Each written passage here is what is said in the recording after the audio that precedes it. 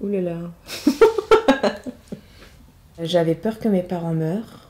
Quand j'étais petite, je me souviens, je rêvais souvent qu'il y en avait un des deux qui mourrait. J'avais peur du noir assez petit et j'avais peur de tous les bruits, tout ce qui craquait le soir quand on se couchait. Ça, c'était des choses qui m'inquiétaient pas mal. J'ai peur... de quoi j'ai peur? De pas grand-chose. Des araignées. J'ai pas trop peur de l'avenir, parce que je me dis que... il faut qu'on verra bien, les enfants s'adaptent et qu'ils s'adapteront malheureusement à la situation un peu catastrophiste qui est annoncée. J'ai peur que vraiment mes enfants aient pas confiance en eux et qu'ils soient pas sûrs d'eux et que ça soit difficile pour eux d'affronter la vie. Timothée, il a 11 ans, il a peur de la mort.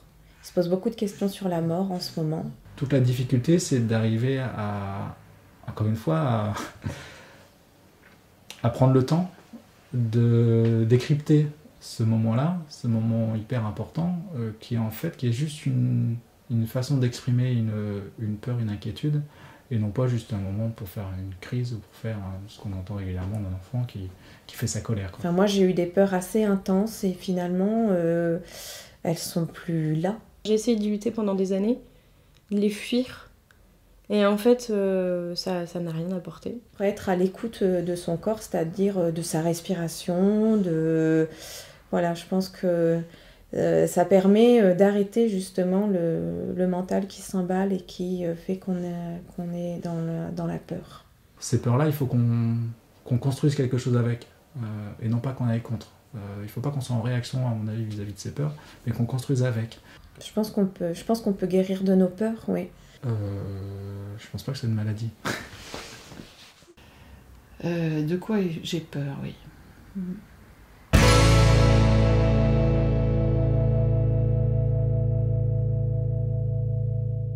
Je dirais essentiellement aujourd'hui de l'avenir et en particulier de l'état de la planète. Et donc de notre capacité à nous, les humains, de rester vivants et de rester et de garder la planète vivante aussi, quoi. Les chiens.